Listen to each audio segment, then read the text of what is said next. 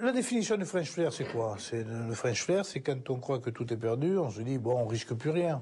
C'est même un acte de lâcheté, le French Flair. Le French Flair, c'est quoi? Le French Flair, c'est de dire, on est capable de créer des situations dans la mesure où on croit que tout est perdu. Et donc, on arrive à renverser la situation grâce à ça.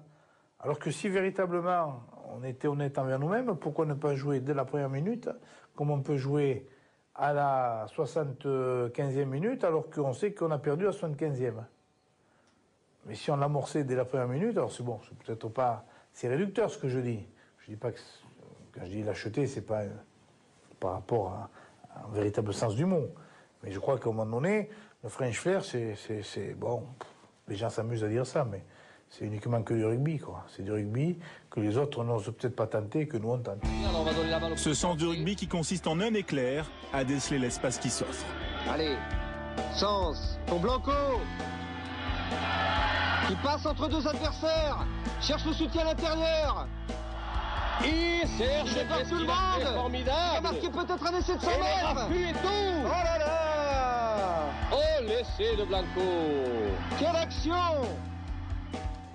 En fin de compte, qu'est-ce que j'ai eu à faire? Pas grand-chose. Même si c'est une satisfaction, il faut courir, quoi. Il faut courir pendant pratiquement 100 mètres, mais j'ai eu un adversaire véritable en face.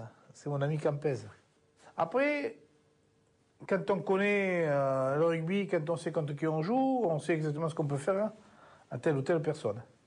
Donc quand je me trouve devant Campez, je sais pertinemment qu'il ne va pas me fracasser les os. Hein. Je sais qu'il ne va pas me briser en deux. Donc après c'est un très grand joueur. Je pense que Serge était considéré comme le meilleur joueur du monde.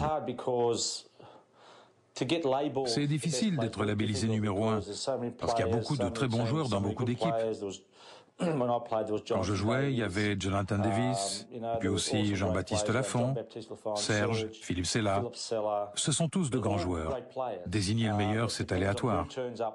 Mais Serge Blanco, son flair, sa lecture du jeu, son attitude, tout le situait comme l'un des meilleurs joueurs du monde.